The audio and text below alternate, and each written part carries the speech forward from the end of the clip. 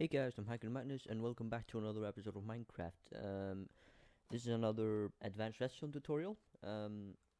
So before you watch this one, I suggest you watch the previous one where I taught you how to build this. So this is a program counter with branching enabled. If you already know how to build this, then that's not a problem, I guess. What we're gonna do now, we are going to make some memory. So memory, there are many different types of memories. I'm gonna build some ROM or read-only memory. It's programmable. You can program it using torches, but you won't be able to like write to it using redstone. So yeah, let's just start. So what we're gonna be doing now, we are going to make a 4-bit binary decoder. Um, you should already know how to make this if you have watched some of my previous advanced redstone tutorials. So we're basically just gonna make a full um, 4-bit decoder. So yeah, I also need to mention that. Hang on, let me just finish this. Alright, so I'm gonna skip ahead and make this thing by myself, so you know, because I don't want this video to be too long. Alright,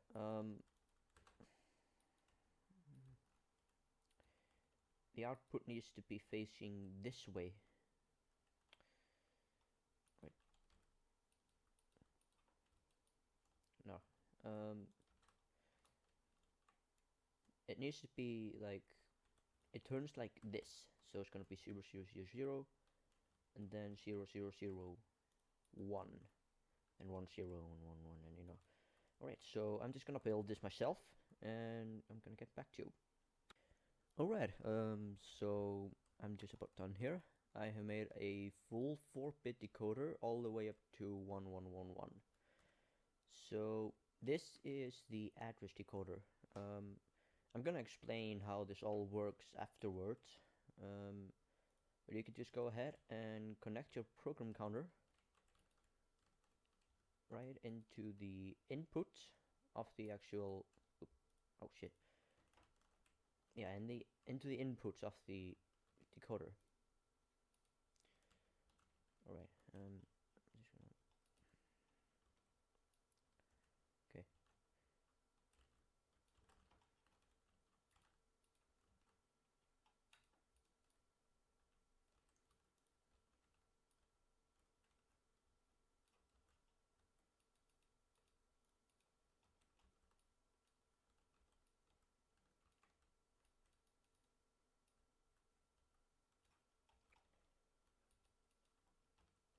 Right. Just about done here.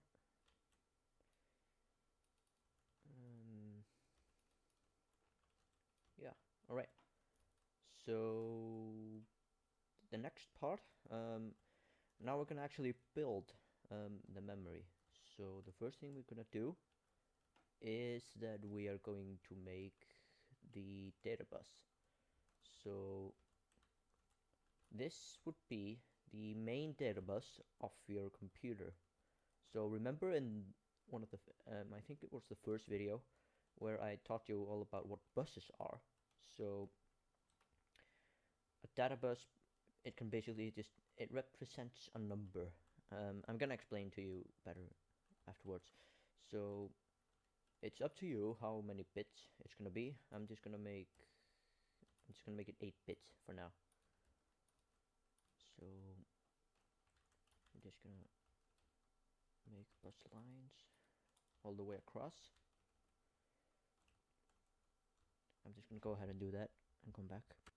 Alright, so this is basically just an 8-bit data bus, which is also going to be the output of your memory.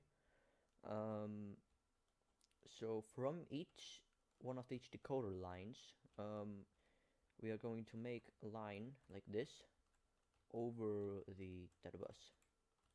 Like this. We're gonna do this for every one of these. So I'm just gonna go ahead and do that and come back Alright, so I have all of the lines. So now what we're actually going to do is that we are just going to, this line from the decoder, we're just going to run it across every one of these. So just like that.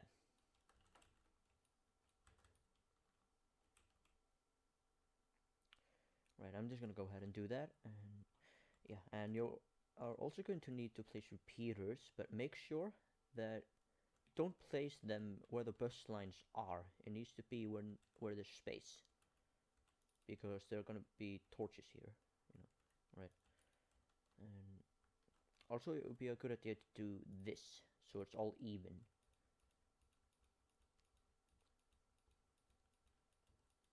There. Alright, so I'm just going to go ahead and do that and come back. Alright, so after we do all of that, our memory is pretty much ready. So the way you program this is that, so this is the first line of data. So if we just put a bunch of crap in here, like if we could put like 1 0 0 1, then 0 1 0 0 or whatever, just some random crap. And I'm also gonna need to place repeaters and make sure that the repeaters are under the actual sandstone line thing. So I'm just gonna place repeaters for every one of these buses. Bus lines. Yeah, alright. So I'm gonna explain to you how this works. So memory, basically, it has address and it has data. So basically, this memory has 16 bytes. Yeah, the size of it is 16 bytes because, well, the data bus is 8 bits, so that's 1 byte, and there are 16 address lines. So yeah, one of these, this is one address line, and there are 16 of them because it's a 4-bit decoder, and each one of these can hold different data. So if I just put something in here, you know, it's not gonna work because the address is at 0.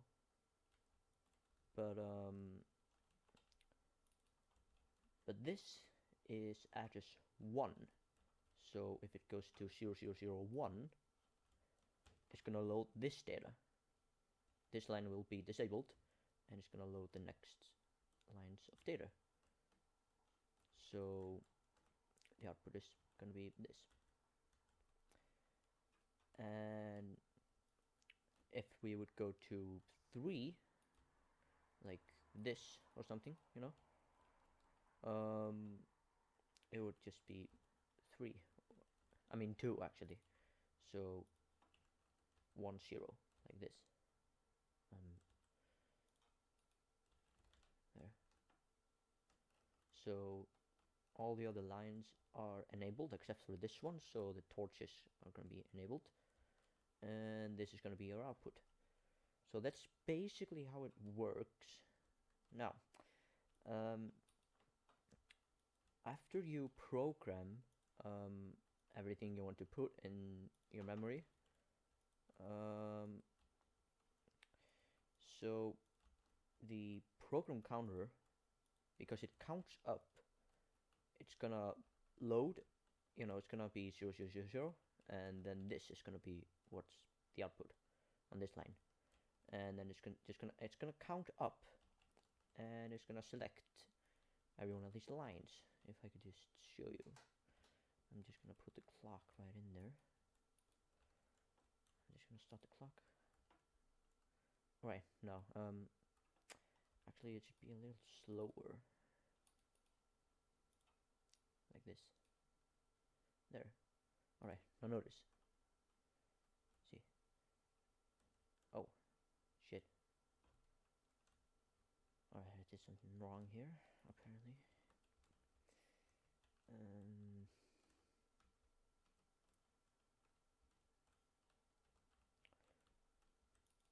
I'm gonna need to repeat all of these for the first thing. Okay. Try again.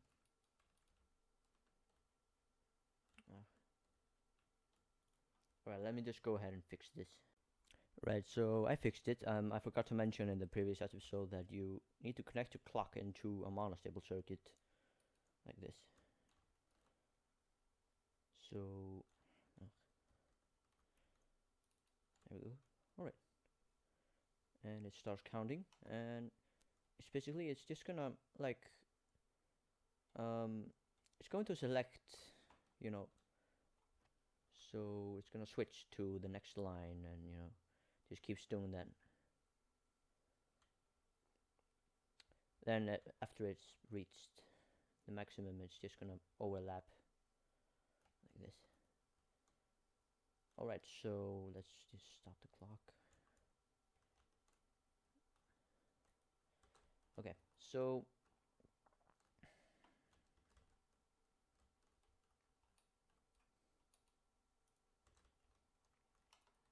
okay, so basically, I'm just gonna grab a book here so I can explain this to you. Alright, so if you have a CPU, an instruction is a command, basically.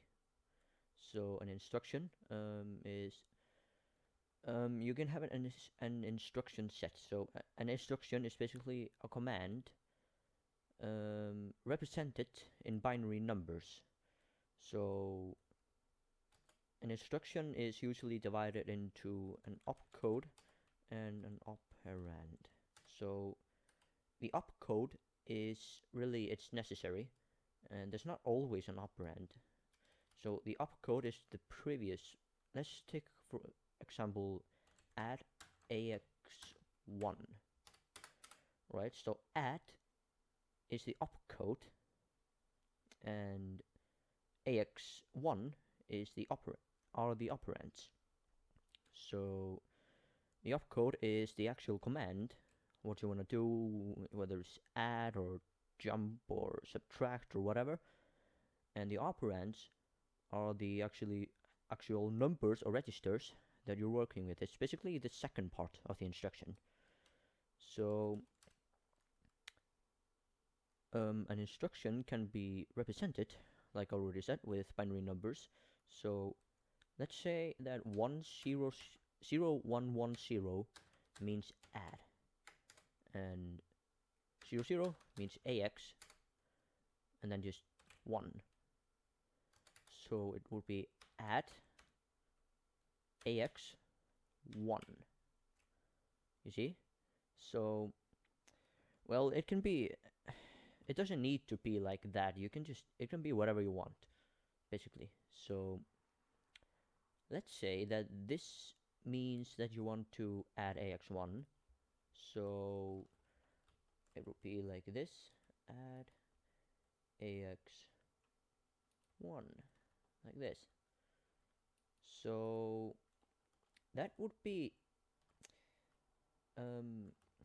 you would get that on the data bus, and the CPU would run the instruction, because you have a little, like, you would just build a mechanism that, like, understands this instruction and decodes it and everything. And the next thing you may want to do would be, like, let's say 1000 means jump.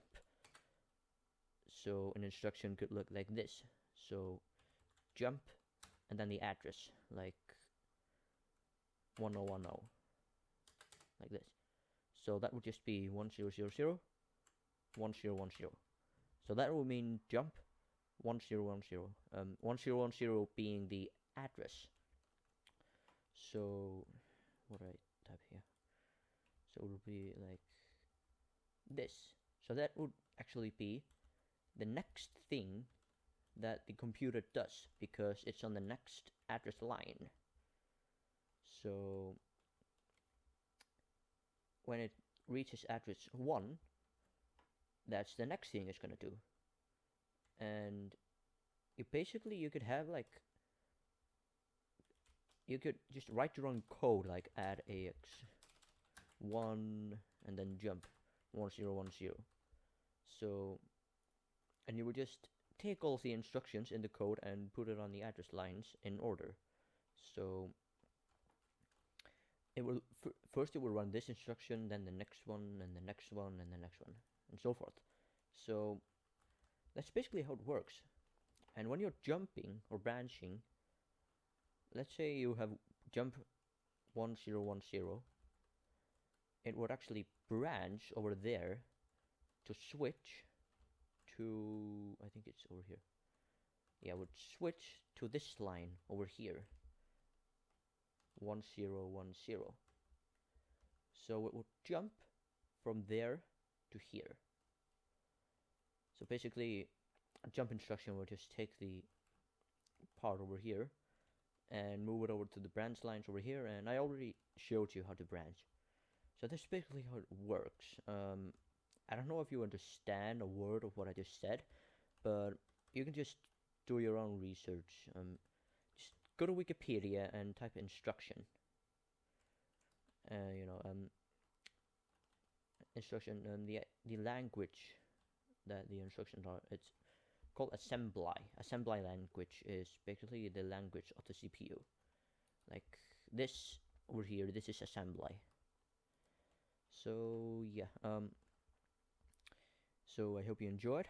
Please comment, rate, and subscribe. Thanks for watching.